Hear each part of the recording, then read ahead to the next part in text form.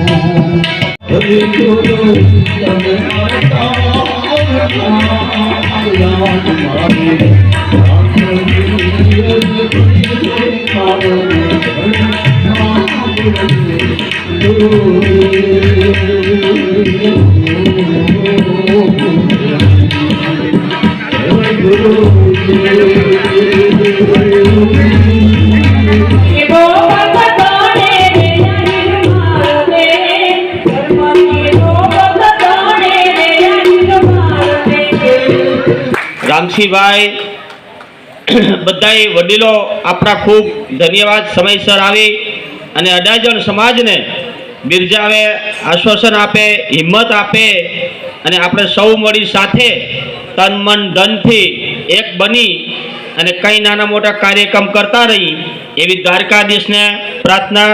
જય મુરલીધર. ખૂબ ખૂબ ધન્યવાદ શ્રી ખીમજીભાઈ નંદાણીયાનો, જેમણે આ આહિર સમાજ અડાજણને એની ગાડી પાટે ચડાવવામાં બહુ મહેનત કરી છે અને ખૂબ મહેનત કર્યા પછી કરીશ અમારા અત્યારના આ વર્ષના પ્રમુખ શ્રી રાયધનભાઈ. હા, તો હવે પછી બીજા પણ અમારા આવતા વર્ષના દાતા છે અને એ છે આપણી બાજુમાં બેઠેલા શ્રી પ્રવીણભાઈ વારોતરિયા. પ્રવીણભાઈ વારોતરિયાને વિનંતી કરીશ કે સ્વાગત પ્રવચન કરે. શ્રી પ્રવીણભાઈ વારોતરિયા. પ્રવીણભાઈ વારોતરિયા પણ આહિર સમાજ અડાજણ માટે ખૂબ મહેનત કરે છે, રાત દિન તનતોડ મહેનત કરીને એ પણ ખીમજીભાઈની સાથે રહીને ખૂબ સરસ આ સમાજને એક કરવામાં એમનો અમૂલ્ય ફાળો છે. એવા પ્રવીણભાઈને આપણે જોરદાર તાળીઓથી વધાવી લઈએ. શ્રી પ્રવીણભાઈ વારોતરિયા.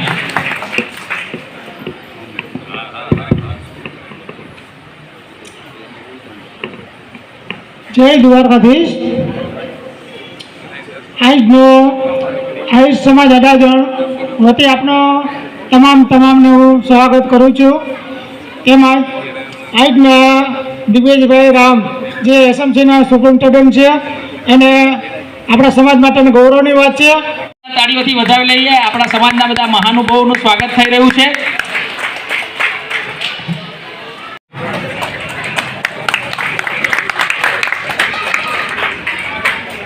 ખૂબ ખૂબ આભાર. જોરદાર તાળીઓથી વધાવી લઈએ. આપણા માલદેવ બાપાનું સ્વાગત કરે રામસિંહભાઈ મારું. પુષ્પગુચ્છ આપીને માલદેવ બાપાનું સ્વાગત કરીએ. આપણે જોરદાર તાળીઓથી એમને વધાવીએ. આપણા વડીલ છે અને હજી સમાજ માટે આટલો સમય આપી રહ્યા છે, એમના માટે આપણે માન હોવું જોઈએ.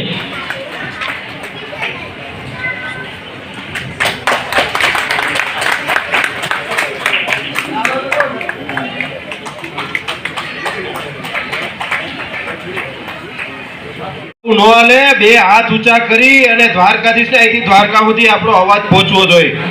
બોલો દ્વારકાધીશ કી જય.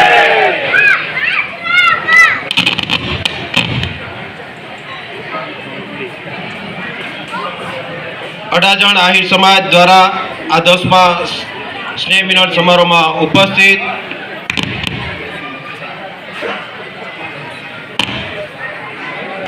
સમારોહના અધ્યક્ષ શ્રી રાયધનભાઈ બસિયા, પ્રવીણભાઈ વારોતરિયા અને પરબતભાઈ ડેર અને આપણા સમાજના મોભી શ્રી માલદેવ બાપા, રામસિંહભાઈ મારું, મેરવણભાઈ ઘીવાડા, ભૂપતભાઈ કનાડા મારા પરમ મિત્ર અને આપ પાર્ટીમાં ગયા એવા મથુરભાઈ બલદાણિયા, રામભાઈ વડેરા વધતો હોય તો એને ટાંટિયો નહીં ખેંચવાનો, પણ એને ધક્કો મારવાનો છે. સમાજના આગેવાની આ ફરજ છે. આપણે શું એમાં મેળવવાનું શું છે? એને મૂળ તો આગળ વધવું છે. એવો હું એક રાજકીય ક્ષેત્રની જ વાત નથી કરતો, એવા હરેક ક્ષેત્રમાં કોઈના નાના મોટા મન દુખો હોય, નાની મોટી ભેદભાવો હોય, પણ આ ભૂલીને મારો સમાજ છે, મારો આહિર સમાજ છે, ત્યારે એકતાની ભાવના હોય છે ને હરેક ક્ષેત્રમાં એને પીઠ ઉપર પૂરું પાડવું જોઈએ. કારણ કે આપણે કોના વંશજન છીએ એ આપણે ભૂલવું ન જોઈએ. આપણા ડાયરેક્ટ દ્વારકાધીશના વંશજનો છીએ, આપણે ડાયરેક્ટ વારસામાં આવીએ છીએ. તો આપણે એ પરિસ્થિતિને ધ્યાનમાં રાખીને હરેક ક્ષેત્રમાં હરેક મોમેન્ટ કરતો વિદ્યાર્થી હોય, જાહેર જીવનનો માણસ હોય, ધંધાની અંદર કોઈ પણ આગળ વધતો હોય તો એને મદદ કરો અને આગળ વધવાની એના માટે હિંમત આપો. તો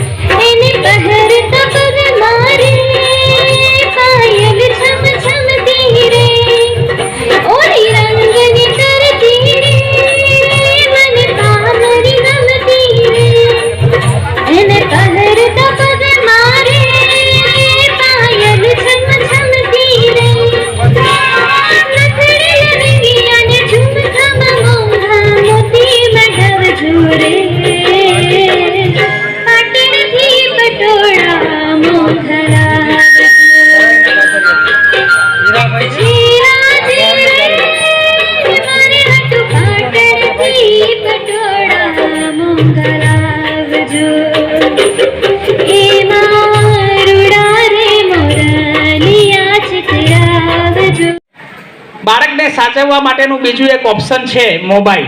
તમે બાળકને મોબાઈલ આપી દો એટલે બાળક તમારું ક્યાંય તમને હેરાન નહીં કરે અને મોબાઈલ મેળવવા માટે ખૂબ જ પ્રયત્ન કરશે. હવે આવા નાના બાળકની ચંચળતાને જો આપણે કંટ્રોલમાં લાવવી હોય ને તો આ જ એક હથિયાર છે આપણી પાસે.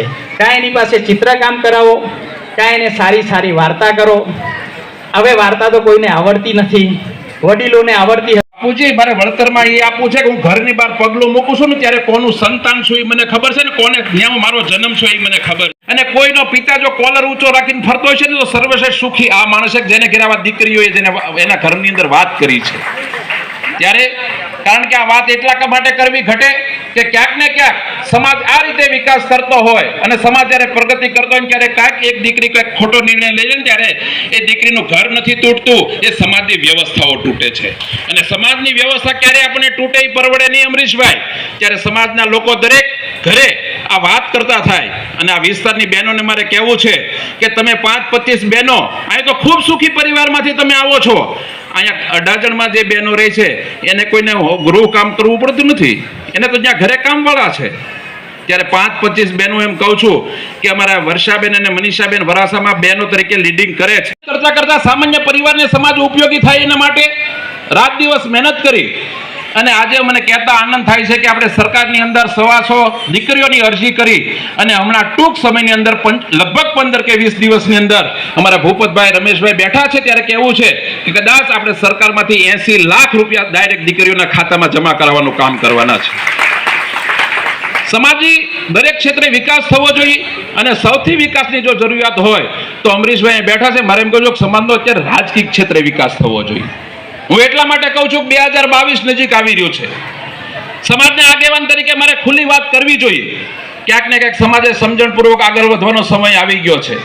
જો સક્ષમ સમાજ હોય, આજે માનો જેના આજે ગુજરાતમાં 40 ધારાસભ્યો હોય અને એ જો પણ વિધાનસભામાં કરે, એના માટે તમારે મારે વિચારો પણ કરવા જોઈએ.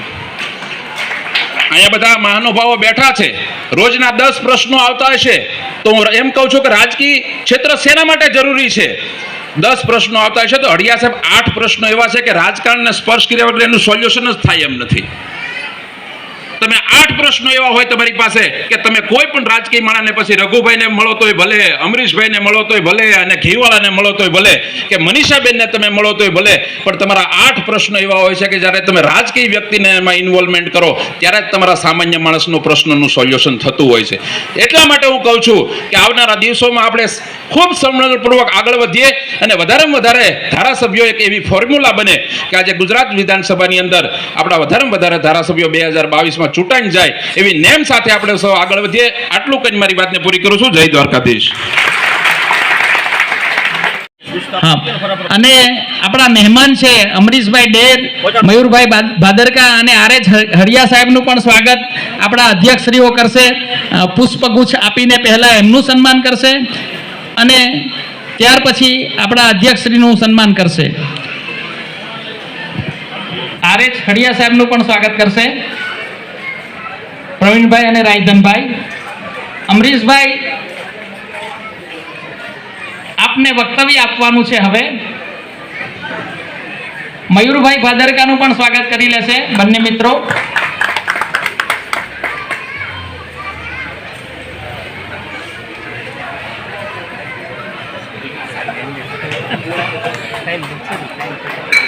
આદરણીય ભૂપતભાઈ, ભાઈ રમેશભાઈ, ભાઈ ઘીવાળા, ભાઈ રામજીભાઈ, આમ તો બધા જ આગેવાનોના નામ લઈ શકાય છે. એવા સૌ આગેવાનો, સૌ વડીલો, યુવાન દોસ્તો, હોય જેને વારંવાર તણાવનો અનુભવ થતો હોય એવા લોકોના જીવનમાં હળવાશ લાવવાની, શાંતિ લાવવાનું. એટલે મારો જે વિષય છે એ શાંતિનો વિષય છે કે શાંતિ વેચવાનું કામ કરું છું. કારણ કે આજે શાંતિ ખોવાઈ ગઈ છે. જેમ જેમ ધન સંપત્તિ વધતી જાય છે અને લોકોની પૈસા પાછળની દોડ છે એ એટલી વધતી જાય છે અને લોકોને એમ જ લાગે છે કે આ પૈસા છે તો જ બધું છે, મારું અસ્તિત્વ મારા પૈસાથી જ છે. તો ત્યાં થોડીક સમજણ કેળવવાની જરૂર છે. તો મેં બહુ બધા મૂળભૂત વિષયો આજે મેં મુદ્દા લીધા છે.